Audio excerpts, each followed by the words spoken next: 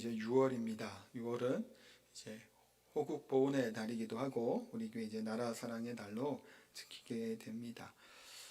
그 3월 그러니까 3월 달부터 우리 교회에서 무엇인가를 좀 특별한 거를 시작한 날이 3월입니다. 뭘 3월 달부터 시작을 했을까요? 네, QT입니다. QT 책을 구매하자. 그래서 2월 달 한 달 동안 제가 이제 말씀에 관련된 설교를 쭉 한 몇 주 하고 3월부터 QT하기로 이제 시작을 했습니다. 뭐 이전부터 다른 책을 갖고 하신 분들도 계시고 또 이번 기회에 하시는 분들도 있을 겁니다. 근데 이제 보면 점점 책을 구매하는 분들의 숫자가 어떻게 되고 늘어날까요? 줄어들게 되고 있을까요? 네, 점점 줄고 있습니다. 첫 달은 그냥 한다고 하니까 관심을 좀 갖고 같이 좀 구매도 많이 하셨는데 점점 이거 좀 시들해집니다. QT라고 하는 것은 본인 스스로 사실은 말씀을 묵상하는 거긴 하죠. 그래서 이게 지금 습관이 되고 자꾸 읽으려고 하지 않으면 이게 쉽지가 않습니다. 그래서 QT하는 게 좀 어렵고 하신 분들은 새벽기도 나오세요. 제가 새벽마다 그날 본문을 가지고 제가 설교를 합니다. 저는 원래 이제 QT책으로 QT 같은 게 묵상 안 했거든요. 안 했는데 그냥 성경 갖고 해요. 이제 목사다 보니까 성경 갖고 또 연구도 하고 주도 하는데 같이 우리가 하자 그래서 저도 이제 그 QT 책의 본문을 중심으로 해서 이제 말씀을 묵상하고 또 이제 새벽에 조금 도움을 드리고자 하는 마음도 있고 그래서 새벽 설교 때 그날 본문을 가지고 제가 또 설교를 합니다. 그래도 이게 쉽지가 않기 때문에 QT 학교를 해서 한 3주간 또 QT하는 법을 수요 예배 시간을 통해서 또 강의하기도 했고 또 이제 제 아내가 한 2팀 정도 지금 몇몇 분들이랑 같이 소그룹 또 모임도 하고 있습니다. 왜 하기가 어려우니까 또 어떤 분들은 도움을 드리기도 하고 또 같이 기도 제목도 나누기도 하고 하면서 또 이렇게 조금 진행 중에 현재 있습니다. 그러니까 왜 이렇게 묵상을 하고 해야 될까요? 이 좋은 습관이죠. 우리가 예배를 드리려고 애쓰는 것, 또 하나님의 말씀에 가까이 하려고 하는 것, 또 기도를 하려고 하는 것들 너무나 좋은 습관입니다. 이 좋은 습관을 가져야 되는 이유 중에 하나는 뭘까요? 하나님이 누구인가? 라고 하는 물음에 그것을 우리가 대답하기 위해서는 말씀을 가까이 해야 되고 하나님을 알아야 됩니다. 오늘 본문이 제목이 하나님은 어떤 분인가? 라고 하는 제목을 정한 게 이것이에요. 하나님은 어떤 분인가요? 하나님을 알아야 우리가 하나님이 어떠한 분인지를 알고 하나님을 찬양하기도 하고 하나님께 감사하기도 하고 하나님 앞에 말씀에 순종하기도 하게 됩니다.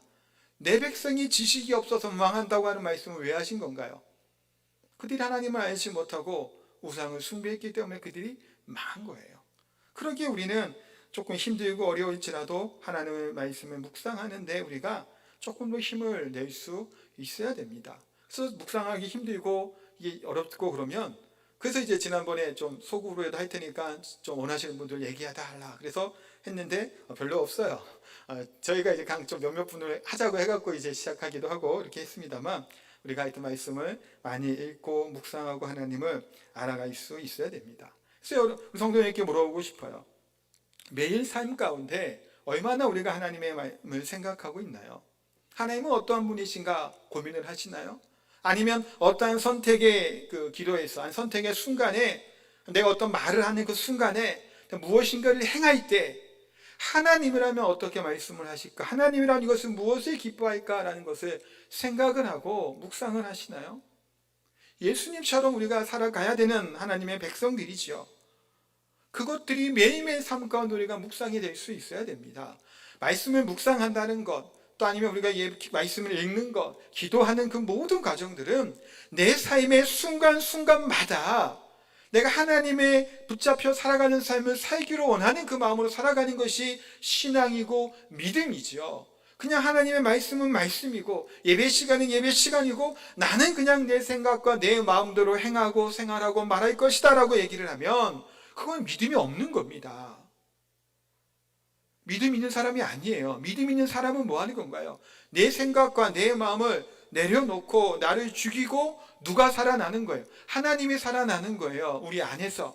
그래서 그 안에 있는 하나님의 성령의 능력, 하나님의 말씀이 우리의 행동을 통해서, 우리의 말을 통해서, 우리들의 그런 얼굴의 모습을 통해서 드러나는 사람이 신앙인이고 믿음의 사람이라고 하는 것이지 그냥 예배만 드리고 그냥 난 오랫동안 그냥 기독교다라고 얘기하는 사람은 그냥 그런 분들을 종교인이다라고 얘기해도 크게 틀리지 않을 것 같다는 생각을 좀 해보게 됩니다.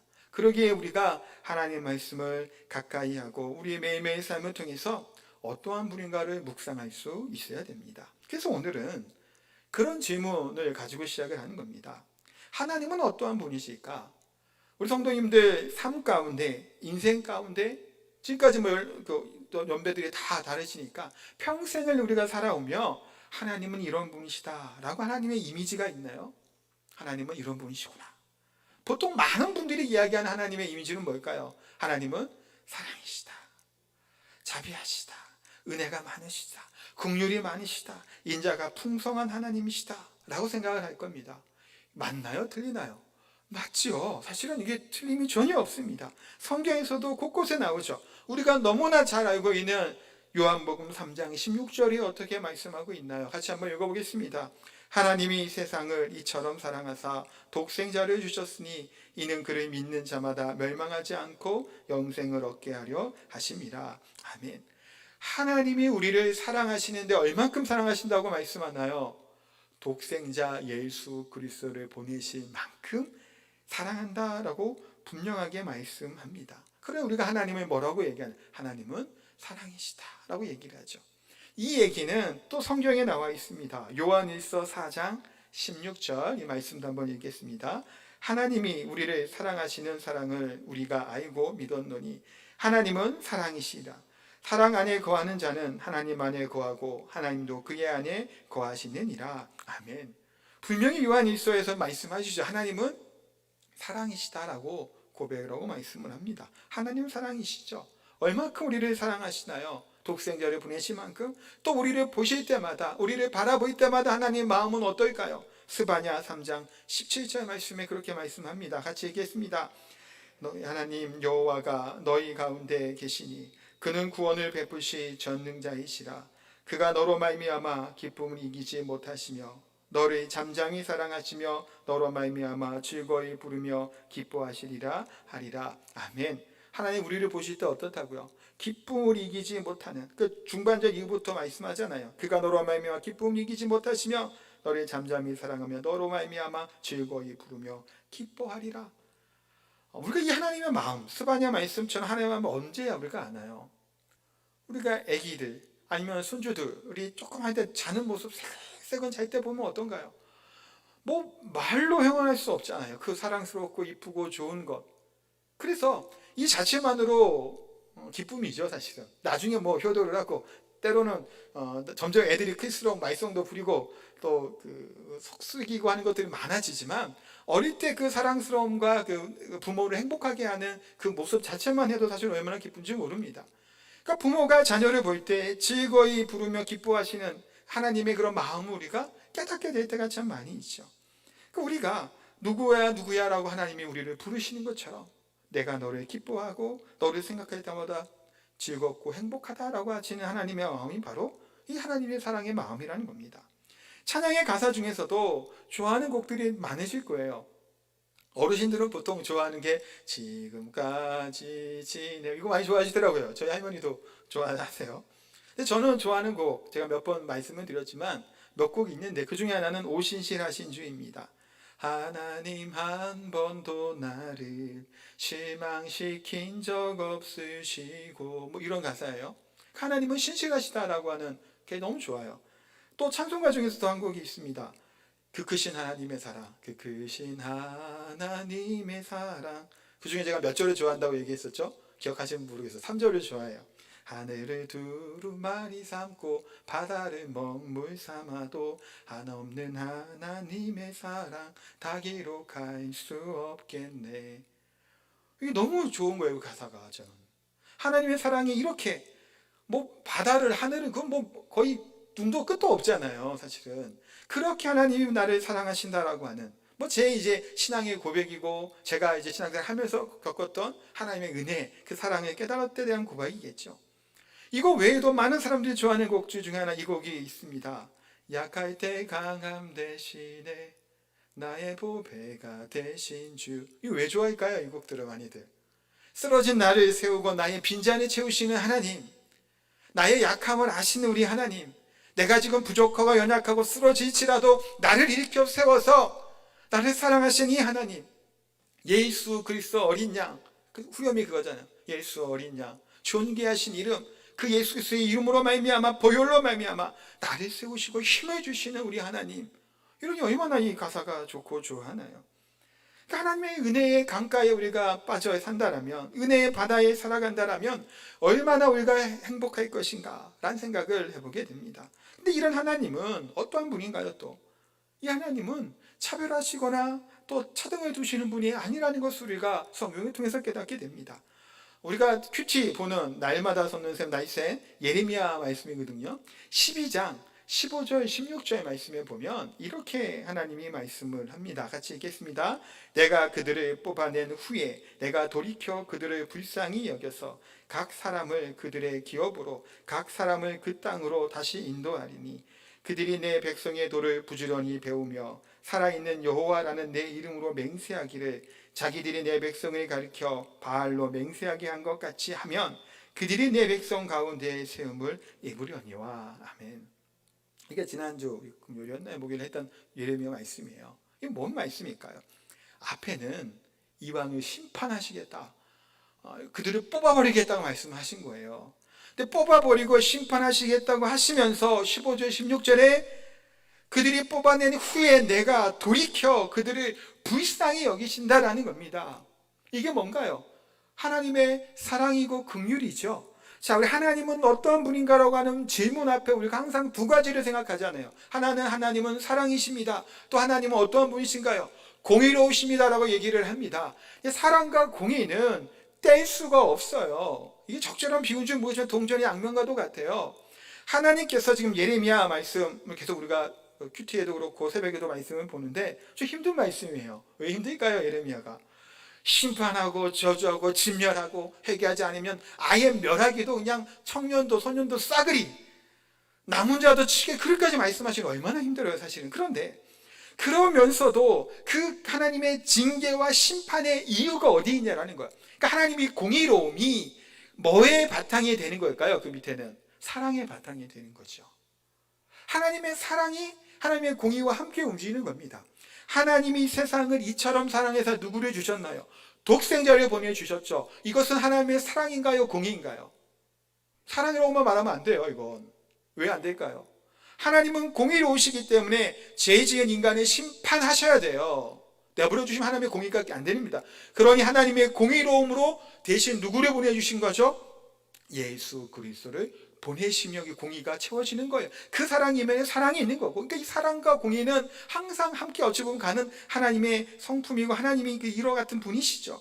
그러니 예레미야에서도 그 이방 나라를 들어서 그 남유다를 멸하게 하시는데, 또 그 다음에 이 악함을 보시고 이 바벨론도 뭐 아수르도 그런 나라에도 멸하시는 거예요. 그런데 멸하는 걸로 끝나는 것이 아니라 그들이 이스라엘을, 유다를 멸망시킨 원수와 같은 나라라고 할지라도 뭐 하시겠다고 오늘 예레미야에 말씀하는 건가요?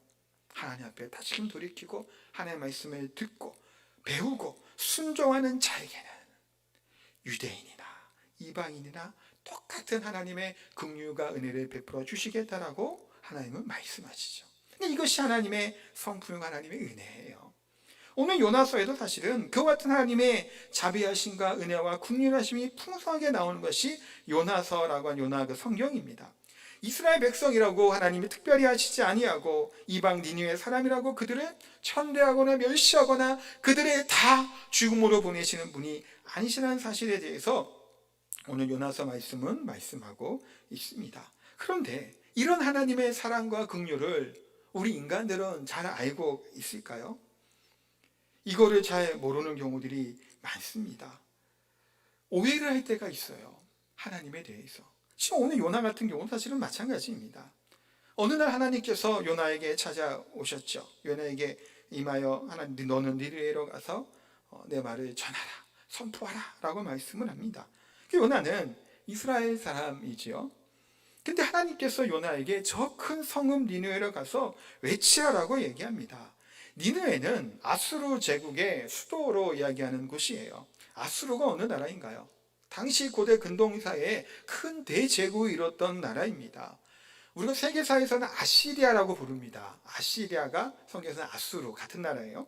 하여튼 그 나라는 이 주변을 다 점령했던 만큼 대단한 나라예요. 근데 그들이 굉장히 악했다고 성경도 기록하고 있고 역사에서도 기록을 합니다. 폐악함이 어마어마했다고 해요. 잔인한 그런 것들이. 그러니까 하나님도 오늘 성경에서 그 악독의 내게 상달되었다라는 거예요. 그들의 교만함이, 잔인함이, 극도의 이기적인 그것이 가득했다라고 성경은 분명하게 말씀하고 있습니다. 그런데 하나님께서 요나에게 그들에게 가서 외치라는 하나님의 말씀, 요나가 이해할 수 있을까요? 하나님의 마음은 무엇이라고 요나가 알까요? 요나가 알죠. 하나님이 어떤 분이신지. 왜 외치라고 했을까? 말하지 않고 그냥 멸하면 되는데 용서해 주기를 원하는 마음을 요나가 알고 있었던 겁니다. 요나는 좀 기겁을 할 일이에요, 사실은. 왜 그럴 수밖에 없었을까요? 이스라엘 백성들은 선민입니다. 하나님께 택함 받은 족속이에요. 그래서 어떤 역사가는 이렇게 얘기하더라고요. 이스라엘이 지금 팔레스타인 지역에서 좀 잘 살고 있잖아요. 근데 원래는 그 팔레스타인에 누가 있었나요? 그 살던 사람들이 있었어요. 근데 그들을 밀어내고 이스라엘 나라에 다시 세웠잖아요. 근데 보세요. 이스라엘의 나라가 멸망한 지 한 2000년이 지난 동안 어떻게 그 민족이 보존이 될 수 있었을까요? 이거 엄청난 거예요. 한두 해가 아니잖아요. 이스라엘은 망했단 말이에요. 로마 때 이미 망했잖아요. 그 전부터. 근데 어떻게 그 망한 나라가 수많은 세계 곳곳으로 흩어져 있던 그 나라의 사람들이 다시 모일 생각을 할까요? 수많은 민족들이 없어져 갔습니다. 지금까지. 근데 유대 민족들은, 이스라엘 민족들은 없어지지 않았죠. 지금도 중동에서 아니면 중동에서만 아니죠. 세계를 호령하는 것이 이스라엘 민족입니다. 금융을 다 잡고 있는 것이 유대인이라 그러죠. 왜 그게 가능할까? 일반 이제 학자들은 이런 얘기를 해요. 선민의식이 그들을 지금까지 있게 했다라고 얘기를 합니다. 그러니까 세월이 아무리 흐르고 어느 지역에 가서 자신들이 살아도 자신은 하나님께서 택함 받은 백성이라고 하는 사실을 그들은 항상 그것을 깨닫고 살아가고 그런 자긍심을 가졌고 살아갔던 사람들이 이스라엘 백성들이에요. 어떤 말씀에 근거할까요? 신명기 7장 6절에 보면 이런 말씀이 나옵니다. 신명기 7장 6절 같이 얘기했습니다. 너는 여호와 내 하나님의 성민이라.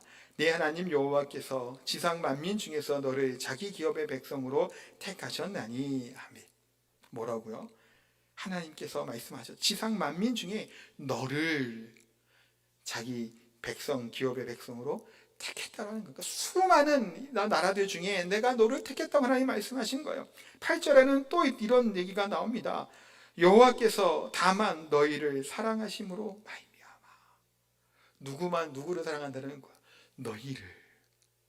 그래서 뒤에 내용이 뭐냐면 애굽의 종되었던 너희를 이끌어내서 했다는 쭉 나오는 거예요. 그러니까 이스라엘 백성 입장에서는 뭘까요?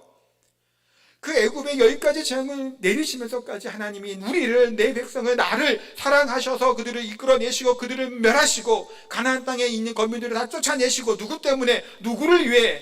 나를 위해, 우리 민족을 위해서 하나님 하신 이 하나님.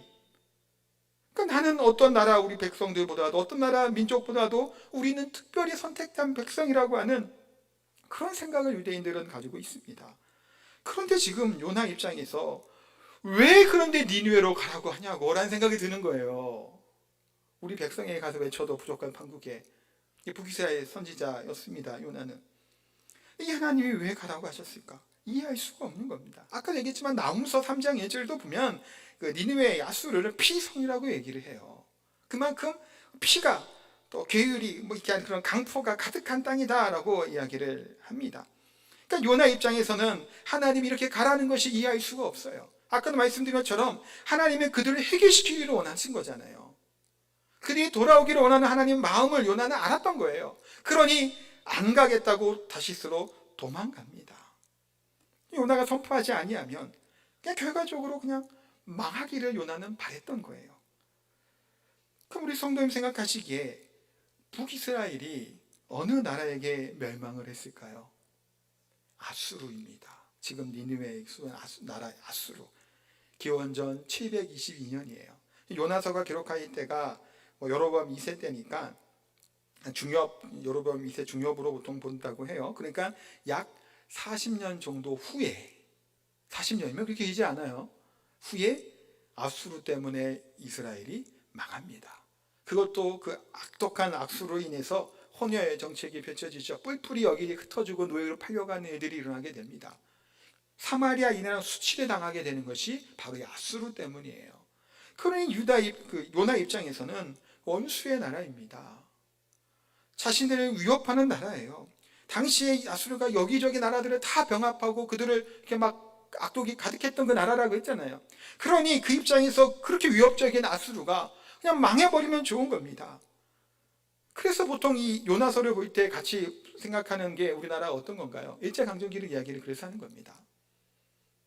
우리나라 위인들 중에서도 또 나라를 위해서 애국했던 분이 참 많이 있죠. 물통 폭탄에 던졌던 윤봉길 의사들도 있었고 안중근 의사 같은 분도 계셨습니다. 나라를 사랑하는 마음이 얼마나 컸는지 몰라요. 윤봉길 의사의 글은 이런 글이 있어요. 사람이 왜 사느냐? 이상을 이루기 위하여 산다. 보라, 풀은 꽃을 피우고 나무는 열매를 맺는다. 나도 이상의 꽃을 피우고 열매를 맺기를 다짐하였다. 우리 청년 시대에는 부모의 사랑보다 형제의 사랑보다 처자의 사랑보다 더 한층 강인한 사랑이 있는 것을 내가 깨달았다. 나라와 결의에 바치는 뜨거운 사랑이다. 나의 우로와 나의 강산과 나의 부모를 버리고라도 그 강한 사랑을 따르기라고 결심하여 이 길을 택하였다. 라는 글이 있습니다. 이분은 1932년 12월 19일 날 순국하셨죠. 그 나이 25세 때예요. 나라를 사랑하는 것이 이렇게 고귀하다라고 여기며 독립운동을 했던 수많은 그런 의인들이 있었습니다. 요나의 행동도 어찌 보면 그와 같은 경우죠. 자기를 힘들게 하고 자기 나라를 억압하는 그 나라 아수르를 회개하고 돌아오게 하는 것은 마땅치 않은 겁니다. 받아들이기가 쉽지가 않은 거예요. 그러니까 이겁니다. 이를 들어서 이렇게 볼 수 있겠죠. 우리 일제강점기 시절에 하나님께서 그 당시에 믿음이 좋았던 어떤 한 사람에게 도쿄에 가서 외쳐야 너희들의 이 악함이 가득해서 하나님이 너희들에게 심판이 내리실 것이다. 외치라 그래요. 그러니까 보니까 회개하면 하나님 용서해 줄 것 같아요. 그냥 냅둬야 원자폭탄이 탕 떨어져서 우리가 강복할 것 같은데 그냥 회개하게 해서 안 될 것 같아요. 그럼 어떨까요? 그건 말도 안 되는 일이라고 여길 수밖에 없을 겁니다. 요나만이 아니었죠. 이스라엘 백성들 가운데 누구도 아수르를 좋아하지 않습니다. 니느웨와 아수르가 차라리 멸망했으면 좋은 나라, 멸망받아 마땅한 곳이라고 생각했던 것이 요나의 입장이었습니다. 이게 그런데 뭔 차이가 있을까요? 하나님과의 생각이 달랐다라는 겁니다. 하나님은 이스라엘이 아무리 미워한 나라라고 할지라도 그 나라 사람들이 다 멸망되게 하나님 원하셨던 것이 아니에요. 그들에게 또한 하나님의 구원의 은혜를 베푸시길 원했던 것이 하나님의 마음이에요. 자기 생각대로 요나는 판단하였죠. 그래서 이들은 망해야 될 민족이고 망해야 될 땅이라고 여겼던 겁니다. 그래서 가서 외치라라고 얘기하는 하나님의 말씀에 불순종하고 도망가 버리게 말았던 겁니다. 선지의 책임을 망각하였죠. 저 사람은 망해야 돼 얘기를 합니다. 우리가 때로는 이런 경우들이 있어요. 내가 싫어하는 사람들, 나를 불편하게 하는 사람들 또한 있죠. 그들을 보며 생각할 때 우리는 어떤 생각을 하나요? 그냥 차라리 저런 사람들 같은 경우는 망했으면 좋겠어. 그냥 혼 좀 나야 될 것 같아. 라고 생각을 가질 때가 있습니다. 하나님의 마음을 읽지 못하고 판단하는 저희들의 모습이 얼마든지 있습니다. 그래서 하나님께서 저 사람에게 좀 벌을 내려주셨으면 내 판단에 내 생각에 나쁘기 때문에 저 사람의 사업도 망하고 장사도 좀 안 되고 했으면 하는 생각을 가질 때가 있다는 겁니다. 아무리 미워한 사람일지라도 근데 우리가 놓치지 말아야 할 것이 무엇일까요? 내가 볼 때는 그런 것처럼 보일지라도 하나님은 이 사람을 사랑하시고 그에게 은혜와 긍휼을 베풀기를 원하시는 하나님의 마음이 있을 수 있다는 겁니다. 아무리 원수 같은 사람이라고 할지라도 혹시 정말 객관적으로 봐도 나쁜 사람이고 불의한 사람이고 누가 봐도 좀 천벌을 받아야 마땅한 사람이라고 할지라도 우리가 기억할 것은 뭘까요? 그를 판단하고 심판하시는 분은 누구라는 건가요? 하나님이시죠. 내가 하나님을 대신할 수 없습니다. 우리가 하나님을 대신하여 심판할 수 없다는 거예요. 하나님은 그를 향해서도 정말 객관적으로 볼지라도 정말 나쁜 사람이고 안 좋은 사람이라고 할지라도 그를 향한 길이 오래 참으심으로 그를 구원하실는지 아니면 그를 후에 심판하실는지 하나님이 하실 부분이죠. 근데 우리는 때로는 섣부르게 그것을 판단하고 정죄하고 저주할 때도 있다는 겁니다. 사랑하는 성도 여러분, 하나님의 사랑하시는 형제를 내가 미워해서 하나님이 그를 미워할 거라고 하는 그런 좀 오해를 하지는 말아야 됩니다. 내가 이 사람을 싫어한다고 하나님이 이 사람을 싫어하는지 어떻게 아나요? 하나님께서 그를 복주시고 은혜 베푸시기 원하실 수 있다는 겁니다. 또 때로는 보면 이런 경우들이 있어요. 남편들이 신앙을 안 믿는 분들이, 신앙생활 안 하는 분들이 있죠. 아유, 우리 남편은 도저히 안 될 것 같은 생각이 들고, 아유, 저 인간 정말 지옥에 떨어질 것 같은 그 생각이 들면서 막 어때는 막 화나서 싸우고 막 하면 괴롭히니까 그런 경우 생길지도 몰라. 그러나 그 사람이라도 할지라도, 어떤 사람이 할지라도 섣부르게 우리가 판단해서는 안 된다는 겁니다. 아니면 예수님 믿는다라고 해서 우리를 핍박하는 사람이 있지라도, 내가 예수님 믿는다고 나를 비웃는 사람이라고 할지라도 그 사람 또한 하나님의 사랑을 받을 자일 수 있다는 겁니다. 그 사람 또한 하나님이 구원의 길을 베풀어 주시기 원하시는 존귀한 자일 수도 있다는 사실을 우리가 기억해야 됩니다. 이것을 잊어버려서는 안 돼요. 나라 사랑에 대한 유월이죠. 수많은 우리나라 그런 의로운 분들이 나라를 위해서 목숨 바쳤던 나라를 기리는 날입니다. 일제강점기에 독립운동했던 분들, 6.25 때 정말 생명과 싸웠던 분들도 많이 있겠고, 또한 최근에 있었던 많은 이제 군의들 중에서 어려운 분들이 있었죠. 그럼 뭐 천안함 같은 경우도 그렇고 연평도 포격도 그렇고 군인으로의 신분으로 나라를 위해서 수고하고 애쓰다가 그렇게 순국한 분들이 참 많이 있습니다. 너무 귀하고 복되죠. 근데 그것에 대한 것들이 마땅치 않다고, 혹시 우리 누구 대상이 뭐 나라가 아니면 정치하는 사람들이 지금 나에게 좀 이렇게 좀 잘 못하는 것 같을지라도 뭐 그런 마음 들 수 있잖아요. 우리 교회 입장에서는 한때 작년에 그런 생각 들었잖아요. 너무 우리 교회를 좀 이렇게 하는 거 아닌가, 통제하고 하는 게 아닌가 많이 들었어요, 사실은. 왜냐하면 일반 가게나 뭐 그런 데는 누가 코로나 확진자가 왔다 가도 방역하고 이틀, 3일에 재개해줬단 말이에요. 근데 교회는 무조건 2주예요. 그럼 그 코로나가 생각하잖아요. 거기 코로나는 뭐 이틀이면 2, 3일이면 되고 교회에 있는 코로나 확진자 나온 거는 2주가 꼭 있어야 되냐? 이게 형평이 안 맞으면 그런 막 화를 내고 막 분노하는 놈도 얼마나 많은지 몰라요. 근데 그렇다고 할지라도 또 믿지 않는 사람들이 교회를 비난하고 비난하는 도 많잖아요. 교회에 예배 드린다고 막 그런 것들도 많이 있었고, 비방과 비난을 할지라도 우리가 판단하지 않고 하나님의 사랑의 마음으로 이 나라를 위해서, 우리나라 이웃들을 위해서 기도하는 것이 마땅한 일이라는 겁니다.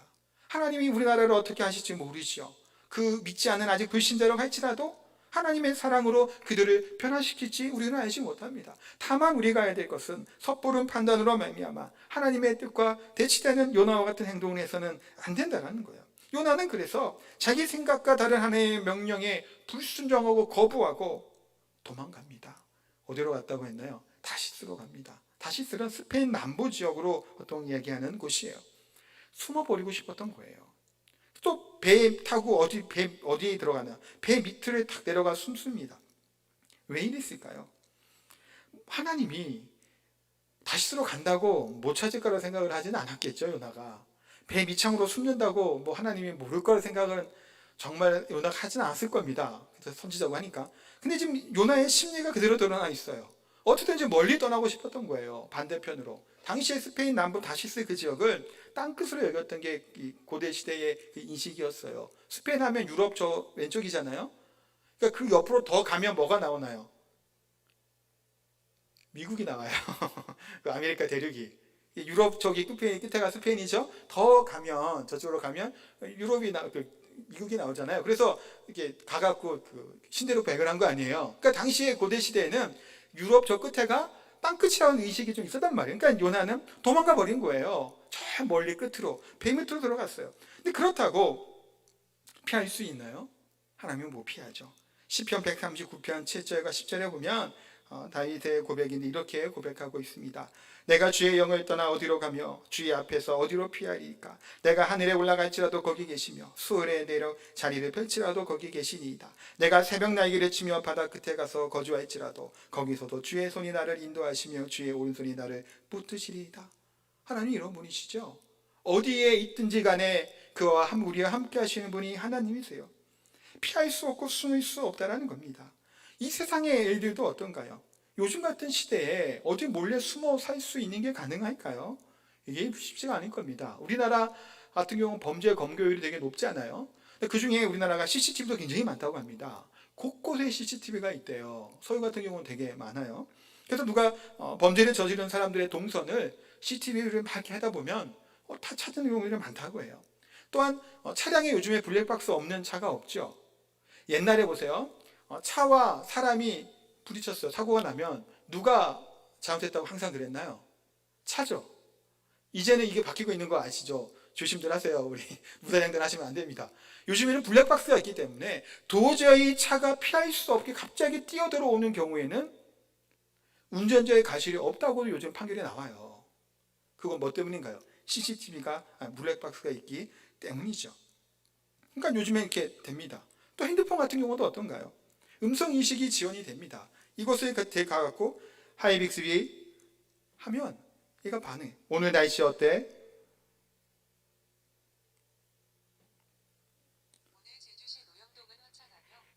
들리죠? 얘가 지금 노영동에 이제 어떻게 알고 얘기해 줄까요? 그렇죠? 어쩐지 알고 제가 노영동에 있는 거 얘가 알아요. 위치 기반으로 다 그것을 압니다. 어디 가도 어디서 뭐 있는 어디 동네 돌아다녔는지 다 요즘에 핸드폰이나 것이 다 조회를 해요. 사진을 찍어 보세요. 사진 찍어도 제가 이제 외국에 나와 찍었던 사진들이 있었는데 그 세계 그 구글 지도를 쫙 펼치면 어느 나라에서 어디서 찍은지가 다 나와요. 러시아에서 찍은 사진이 드드드득 나오고 저쪽에 뭐 나라 찍은 도 다다닥 나오고 제주에 찍은 사진이 나오고 시간도 나오고 장소도 다 나옵니다. 어디로 숨어 우리가 갈 수 있을까요? 그런 시대예요. 이 현대 문명에도 이러할지인데 전능하신 하나님, 천지를 창조하신 하나님의 눈에 피해 숨을 수 있고 속일 수 있을까? 불가능하죠. 오늘 하나님께서는 잠자는 요나, 영적으로 침울해졌고 침착해 있는 가라앉을 때 요나에게 하나님은 찾아오십니다. 하나님의 말씀에 불순종하여서 정말 싫고 싫은 일을 시키는 하나님께 너무 싫어서 사실은 도망가는 요나를 그냥 내버려 두지 않는 분이 어떤 분인가요? 우리 하나님이신 거예요. 하나님이 요나에게 찾아오시죠. 4절에 보면 여호와께서 큰 바람을 바다 위에 내리시매 바다 가운데 큰 폭풍이 일어나 배가 거의 깨지게 된지라. 여기서 내리시다라고 하는 히브리어로는 헤틸이에요. 헤틸이란 말은 집어 던지다, 세게 던지다라고 하는 얘기예요. 하나님이 지금 뭐 하신 거예요? 간섭하시는 거예요. 지금 누구의 삶을? 요나의 삶과 요나의 도망가는 그 길을 하나님이 간섭하셔서 큰 풍랑이 오게 하고 더 이상 배가 그 다시스로 가지 못하도록 하나님이 막으시는 하나님의 이것을 보게 됩니다. 이것이 하나님의 은혜고 사랑이죠. 잘못된 길로 엉뚱한 길로 가는 이것을 막으시는 하나님의 사랑, 이것이 하나님이세요. 그런 와중에 요나는 계속해서 잠을 자요. 사실 잠자는 자는 잠을 잘 잘 수 있는 그런 복이죠. 불면증 있는 분들은 잘 자면 좋을 것 같다는 생각이 들 겁니다. 근데 오늘 요나의 경우는 어떤가요? 멸망으로 가는 깊은 잠을, 영적인 잠을 자고 있었던 것이 요나입니다. 지금 수많은 니느웨의 백성들이 있는데 그들에게 가서 외쳐야 될 요나가 자고 있는 거예요. 이때 누가 요나를 흔들어 깨우나요? 6절에 보니까 선장이 깨웁니다. 선장이 그에게 가서 이르되 자는 자여 어찌함이냐? 일어나서 내 하나님께 구하라. 혹시 하나님이 우리를 생각하사 망하지 아니하게 하시리라 하리라. 선장, 이방인 선장이 선지자인 요나를 깨워서 선지자에게 기도 좀 하라고 얘기를 하는 이 비참한 창피한 일이 지금 일어나고 있었던 겁니다. 이 현장이 지금 선지자인 요나가 믿지 않는 불신자들에게 뭘 해줘야 돼요? 지금 이 상황에서 기도해줘야 되지 않을까요? 그들을 위로해줘야 되지 않을까요? 근데 지금 반대로 불신자인 선장이 지금 요나에게 와서 좀 기도 좀 하라고 얘기를 하고 있습니다. 때로는 참 창피를 당하는 경우들이 있어요. 뭐 교단이나 오늘 교계에서 뭐 행사를 할 때 보면 어떤 게 이해를 안 돼요. 뭐 최근에 좀 있어서 그런데 말을 좀 못하겠어요. 근데 이제 이거 왜 이런 일을 하는지 모르겠어요. 지금 같은 시대에 그냥 자기 교회들 열심히 예배 드리는 거나 집중하면 좋을 것 같은데 왜 괜히 하지 않아도 될 거를 왜 만들어서 뭘 하나라는 생각이 들어서 때는 막 화가 나요. 도대체 왜 그럴까? 뭘 안 할 수는 없으니까 한다는 생각은 또 한편에 이해는 조금은 들면서도 사실 진짜로 이해가 안 되는 겁니다. 그러다 보니까 그런 모습들이 비판의 대상이 되죠. 한 거기의 모습이 이 교회 전체를 욕먹이는 경우까지 일어나게 된 것을 볼 때 참 이게 너무 이게 좀 이렇게 화가 나기도 하고 안타까울 때가 있습니다. 그런데 보세요. 바르게 서 있을 경우 나타나는 선한 영향력은 뭘까요? 사도행전 27장 33절 36절 말씀, 요건 같이 읽겠습니다. 날이 새어 가매 바울이 여러 사람에게 음식 먹기를 권하여 이르되 너희가 기다리고 기다리며 먹지 못하고 줄인 지가 오늘까지 열나흘인즉 음식 먹기를 권하노니 이것이 너희의 구원을 위하는 것이요 너희 중 머리카락 하나도 잃을 자가 없으리라 하고 떡을 가져다가 모든 사람 앞에서 하나님께 축사하고 떼어 먹기를 시작하며 그들도 다 안심하고 받아 먹으니 하면, 요 상황이 뭘까요? 바울이 풍랑이 몰아오게 될 때 그 배 위에서 했던 말이에요. 똑같은 풍랑이 오게 됩니다. 도저히 살아갈 수 없는 태풍이 불어온 거예요. 이때도 영적으로 바로 서 있었던 바울, 그 바울로 인해 이 사람들이 위로를 받고 힘을 얻고 구원을 얻게 된 겁니다. 바울의 신분은 뭐였을까요? 이때 당시에 죄인의 신분으로 로마로 후송되어 가는 그때예요. 뭐 대단한 위치에 있었던 것도 아니고 죄인으로 이렇게 감옥에 가는 이때 그 배 안에서 영적으로 깨어있는 하나님의 사람이 선한 영향력이 그들에게 미치게 된 겁니다. 사랑하는 성도 여러분, 우리가 물에 돌을 던지면 파장이 쫙 일어나게 되죠. 마치 그런 것이 같다라고들 이야기를 합니다. 그런 현상처럼 영적으로 우리가 어떻게 서 있느냐에 따라서 이게 나타나는 현상이 다른 거예요. 영적으로 바로 서 있으면 바울과도 같이 선한 영향이 그들에게 끼치게 되는 겁니다. 반면에 영적으로 바로 서 있지 못하면 부정적인 영향을 끼치게 되죠. 왜 지금 오늘 본문에 요나가 타고 있는 배가 풍랑을 만났을까요? 누구 때문인가요? 요나 때문이에요. 그들이 다 짐도 버리고 좀 난리가 난 겁니다. 고생하게 된 거예요.